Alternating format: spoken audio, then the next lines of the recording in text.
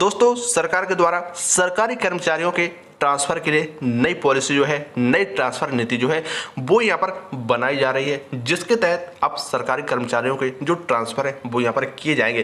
दोस्तों क्या ये पॉलिसी है, कैसे इसके तहत यहाँ पर ट्रांसफर किए जाएंगे और कौन सी पॉलिसी यहाँ पर बनाई जा रही है, इसकी जो जानकारी है इस वीडियो हम जानेंगे। तो वीडियो को पूरा ध्यान से आपको देखना है, जिसमें सारी जानकारी कवर की गई है। तो यहाँ पर आप बिना टाइम वेस्ट किए यहाँ पर सीधे ही पूरी जानकारी यहाँ पर हम जान लेते हैं। जैसे कि यहाँ पर आप देख सकते हैं, राज्य सरकार की ओर से सरकारी कर्मचारियों के लिए ट्रांसफर पॉलिसी बनाई जा रही है। सरकार की ओर से जो ट्रांसफर पॉलिसी यहाँ पर बनाई जा रही है उसके तहत ही अब सभी सरकारी कर्मचारी जो है वो अब ट्रांसफर होंगे। यानी अब जो न्यू ट्रांसफर पॉलिसी यहाँ पर बनाई जा रही है, अब इसी पॉलिसी के तहत ही सभी सरकारी कर्मचारी जो हैं वो अब यहाँ पर उनका ट्रांसफर किया जाएगा, वो ट्रांसफर होंगे। केंद्र सरकार की तर्ज पर राज्य सरकार भी सरकारी कर्मचारियों के लिए ट्रांसफर पॉलिसी लागू करने जा रही है। इसके लिए ड्राफ्ट बनाने की जो प्रक्रिया है वो भी यहाँ पर शुरू कर दी गई है।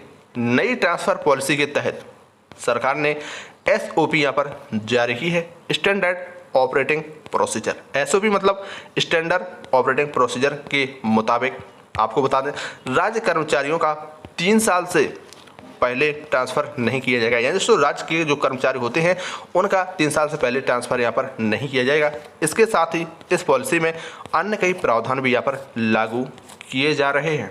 और वहीं दोस्तों आपको बता दें कि केंद्र सरकार की तर्ज पर राज्य सरकार की नई ट्रांसफर पॉलिसी के मुताबिक सबसे पहले तो राज्य कर्मियों का 3 साल से पहले ट्रांसफ़र नहीं किया जाएगा। सबसे पहले तो दोस्तों बात यही आती है कि 3 साल से पहले राज्य के जो कर्मचारी हैं उनका जो ट्रांसफ़र है वो यहाँ पर नहीं किया जाएगा। और इसी के साथ ही न्यू ट्रांसफ़र पॉलिसी जो है यहाँ पर जो बनेगी, इसके अनुसार 2 साल तक ग्रामीण क्षेत्रों में काम करना होगा। यानी दोस्तों 2 वर्ष तक आपको ग्रामीण इलाकों में भी, ग्रामीण क्षेत्रों में भी यहाँ पर काम करना होगा। स्टैंडर्ड ऑपरेटिंग प्रोसीजर यानी कि एसओपी के मुताबिक सभी विभागों में कर्मचारियों के ट्रांसफ़र से पहले ऑनलाइन जो आवेदन है वो यहाँ पर आमंत्रित किए जाएंगे। यहाँ पर आप देखेंगे ऑनलाइन आवेदन फॉर्म के बाद संबंधित विभाग की एक टीम उन कर्मचारियों की काउंसलिंग करेगी।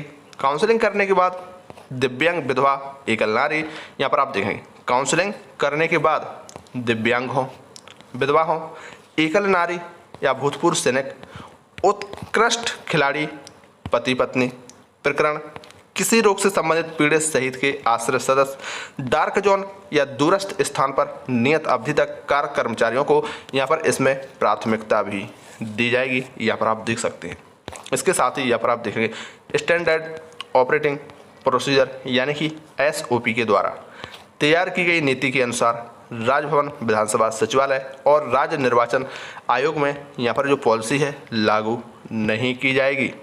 जिस क्षेत्र में कर्मचारियों की संख्या 2000 से कम है वहाँ यह 2000 से अधिक ज़्यादा वाले कर्मचारी विभागों के सुझाव शामिल करते हुए पुलिस तैयार करके प्रशासनिक सुधार विभाग को भेजेगा। इन नियमों को बोर्ड, निगम, उपक्रम संस्थानों पर लागू किया जाएगा। नई ट्रांसफ़र पॉलिसी के अनुसार ट्रांसफ़र के लिए हर विभाग को हर वर्ष 1 जनवरी से लेकर के 15 जनवरी तक अपने अपने विभागों के सभी ऑफिस में खाली रहे पदों की जो सूची है वो पोर्टल पर अपडेट यहाँ पर करनी होगी। पोर्टल पर अपडेट की गई सूची के आधार पर उसे विभाग का कर्मचारी 1 से 28 फरवरी तक आवेदन कर सकता है। 1 से 30 मार्च तक काउंसलिंग होगी। उसके बाद नियमों के अनुसार 30 अप्रैल तक ट्रांसफ़र सूची जारी कर दी जाएगी। दोस्तों घर बैठे रोजाना ऐसे नई नई योजनाओं के बारे में जानने के लिए अभी के भी चैनल को सब्सक्राइब करें, हमसे जरूर जुड़ें। चलिए मिलते हैं नेक्स्ट वीडियो में किसी नई